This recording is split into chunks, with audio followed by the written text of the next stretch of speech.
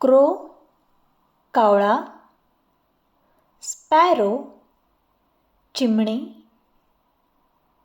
Pigeon कबूतर, parrot पोपट, peacock मोर, owl घुबड, ईगल गरुड, बटरफ्लाय फुलपाखरू, स्वॉन हंस.